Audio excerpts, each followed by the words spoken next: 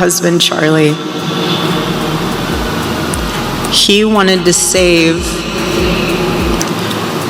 young men, just like the one who took his life.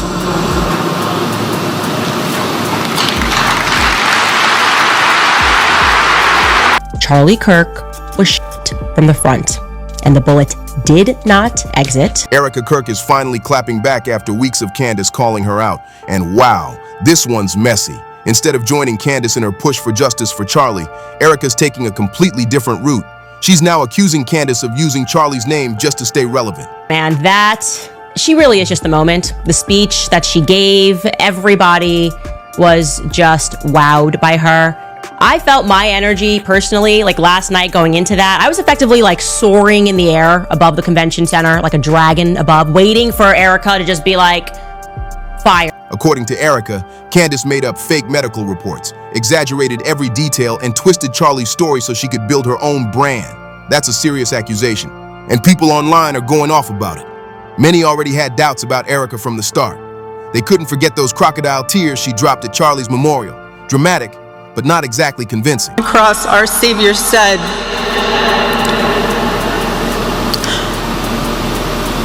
"Father, forgive them, for they not know what they do."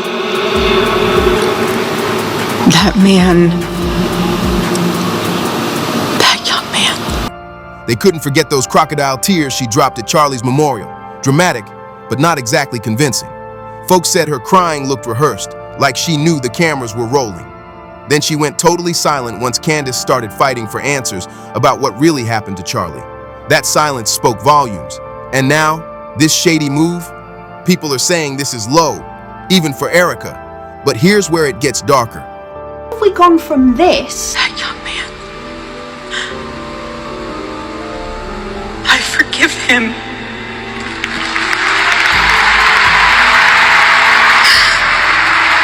Which was the 21st of September, and now 7 days later, we get this. Nothing is changing, but I want to preface, we're not awkward, we're not like weird, we're not crib, we're not going to be tweeting as if it's him. That's tone deaf and really disturbing, and anyone who does that's like morbidly off.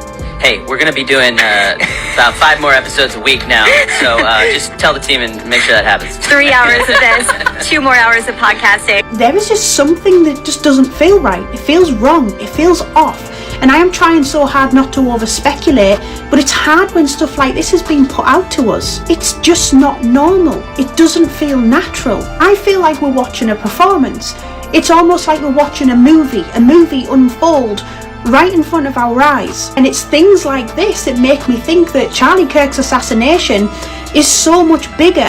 New claims suggest Charlie's death wasn't random at all. There's talk it was planned, orchestrated, and covered up by people close to him. And instead of trying to uncover the truth, Erika's out here trying to shut down the one person who's actually digging. Word on the street says Erika allegedly knew something was about to happen to Charlie. And some even believe she might have helped make it happen. It's all whispers right now, but the internet's running wild with it. Even more shocking, insiders claim the reason Candace didn't show up at Charlie's memorial wasn't out of choice. Erika supposedly had her removed from the guest list completely, just because she started asking too many questions about Charlie's death. That's cold-blooded if true. And the whole memorial scene? Total chaos. Viewers noticed how fake Erika's emotions looked. She went from crying to laughing in seconds, all while sticking close to Donald Trump the entire time. It was awkward to watch. Even Trump looked uncomfortable, like he wasn't expecting that kind of over-the-top behavior from her. The whole thing left people wondering, who's the real Erika? Joseph Goebbels, the Nazi propaganda minister, said that the bigger the lie, the faster it will spread. Well, somebody has fabricated a monstrous big lie that Israel had something to do with Charlie Kirk's horrific murder. This is insane. It is false. It is outrageous. Charlie Kirk was a giant, a once-in-a-century talent who defended freedom, defended America, defended our common Judeo-Christian civilization.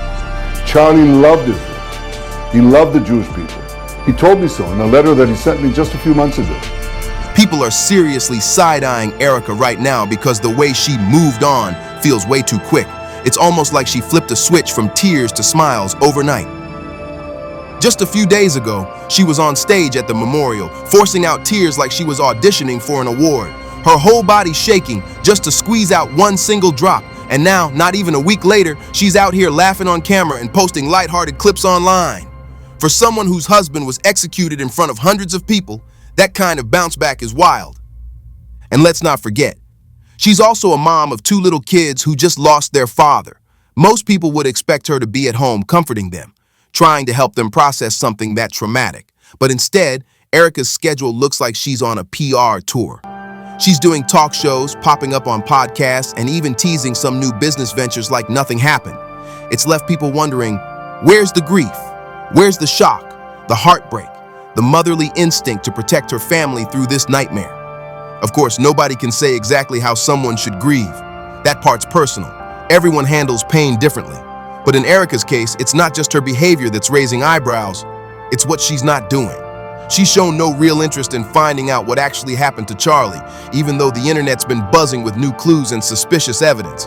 Candace, the woman she keeps shading, has been dropping screenshots, documents, and insider claims that make it look like Charlie's death wasn't just some random tragedy. And you'd think a wife, especially one married to someone taken out in such a public way, would be desperate for the truth. But nope. Erika hasn't questioned anyone, hasn't spoken out about the investigation, and hasn't shown 1 ounce of curiosity about these claims. That's why people are heated. Not because she's smiling too soon, but because she's acting like there's nothing to uncover. Her silence is louder than any statement, and it's got everyone wondering if she's trying to move on or cover something up. If anything, Erika didn't just push Candace away. She allegedly made sure she was completely erased from the picture. People close to the situation say Erika had Candace's name physically removed from the memorial guest list, making it impossible for her to attend or even stand outside the venue.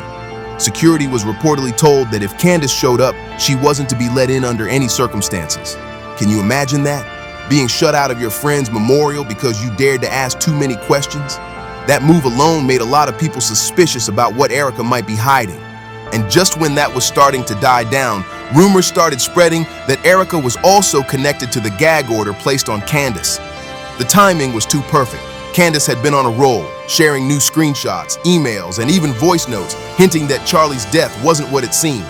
Then out of nowhere, boom, she's legally forced to stop talking. Now people are saying Erika may have used her connections to make that happen, trying to silence Candace before she could reveal whatever she was about to drop next. It's looking shady, like someone's working overtime to keep certain truths buried. Now let's talk about Tyler Robinson, the man who's been dragged through the mud as the supposed main suspect. From the moment his name hit the headlines, things haven't added up. Candace has been vocal about it. She says Tyler's story doesn't match the one being told on TV or in the papers. Tyler himself is standing firm, saying he's completely innocent and had nothing to do with what happened. In fact, he claims he's never even stepped foot on the UVU campus. Not once in his life. That's a bold statement, especially considering that the entire case against him supposedly revolves around his connection to that very place. His family's backing him up all the way. They've come forward to say the viral story about his mom and dad recognizing him and turning him in is 100% made up. According to them, that line came out of nowhere. They never talked to any reporters, never gave any statements, and were blindsided when they saw the story circulating online. They're furious that the media twisted their family's name into something so ugly. "That's not our son and that's not our story," one relative reportedly said in private. Candace, meanwhile, says she couldn't wait any longer to go public. She admitted she was scared that if she didn't expose what she knew, something bad might happen, either to her or to the truth itself. She claims she's verified her information from credible insiders, but can't reveal their names out of concern for their safety.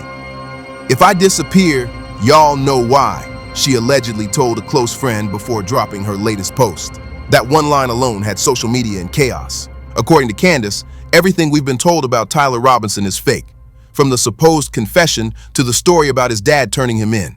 She insists that the whole case is built on lies meant to protect whoever's really responsible. She says the police and media are hiding the fact that there's zero proof connecting Tyler to the scene. No video evidence, no photos, nothing. The only evidence they've ever shown publicly is that one blurry, low-quality picture that doesn't even look like him. And that, Candace says, is exactly why the campus hasn't released anything clearer, because they don't have it. Now, people online are starting to connect dots and ask the questions the media won't touch. If Tyler's never been to UVU, if his parents didn't turn him in, and if the school can't prove he was even there, then who is the person in that photo? Who's being protected behind this messy cover-up? And why is Erika, someone who should want the truth, working so hard to keep Candace quiet? The whole thing smells off, and the internet isn't letting it slide this time. Candace didn't hold back this time. She made it crystal clear that Tyler Robinson has never expressed any kind of guilt or remorse, and he's never confessed to anything. She said, "I want to make that clear." According to her, the story being pushed by the feds is packed with lies, all of it, except one small detail. Yes, the gun involved does belong to Tyler. That's the only part she's willing to confirm is true. Everything else, she says, is straight up fabrication. Candace doubled down, saying Tyler never wrote those Discord messages that have been circulating online either. She called them fake, doctored, and planted to frame him. They're manipulating the narrative, she said, insisting that the feds are doing everything they can to make Tyler look guilty so they can close the case fast and move on. She once again stressed that Tyler has never been to the UVU campus. Not before, not during, not after the incident. But she did add something new. She now believes he may have been near the area that day, which could explain how his name got dragged into all of this. Still, she promises more info is coming once she's able to verify everything. Then came the bombshell. Candace said the entire Tyler Robinson confession storyline is nothing more than a federal concoction. She claims the FBI built a false narrative around Tyler and then fed it to the media to make it sound like his father did the right thing by turning him in. But according to Candace, that never happened. The supposed confession, the emotional father moment, the carefully written FBI press statement, all of it, she says, is fiction. The story was designed to make the public stop asking questions and to make the case appear wrapped up neatly. And it's working. At least it was.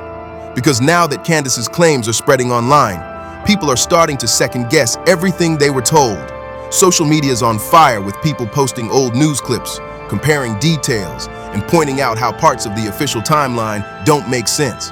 Why was the footage so grainy? Why was the statement from Tyler's parents never verified? Why did the feds release details so quickly before the investigation was even finalized? The more people dig, the more cracks they find in the story. Candace also dropped another layer to the mystery. She claims that Charlie was completely done with Israel before all of this happened, suggesting he might have known too much or seen something he wasn't supposed to. She didn't go into full detail yet, but she made it sound like Charlie was planning to expose something big, and that's when things took a dark turn. But Candace wasn't finished. She brought up new claims about Tyler again, saying that even if you believe the official version, his supposed actions after the crime don't line up with how an experienced killer would behave. She said that right after Charlie's death, Tyler was reportedly spotted at a Dairy Queen, casually getting food around 6:38 p.m., wearing a maroon t-shirt and a cap.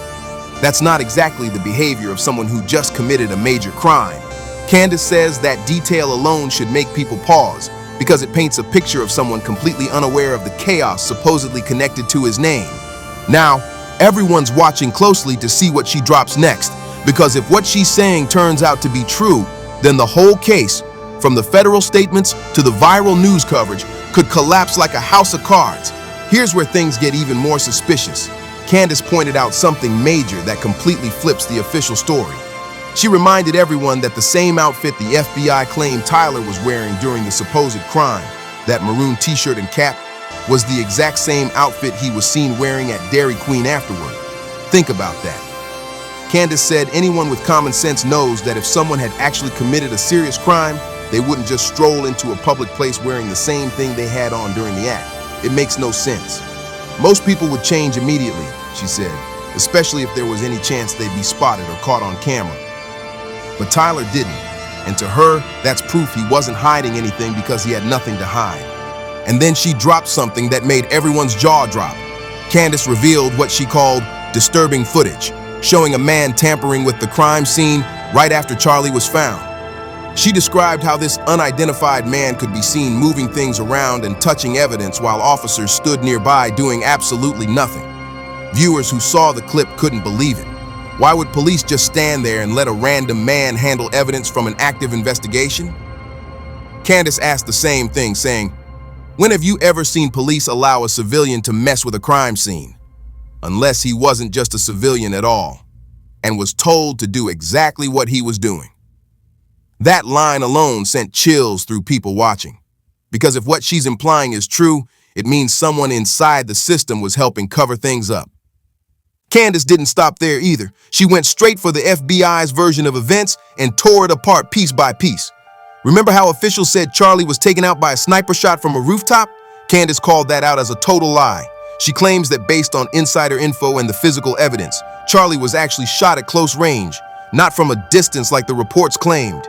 She said if it was really a rifle from that far away, the bullet would have gone straight through his neck and probably hit several others nearby. But that didn't happen.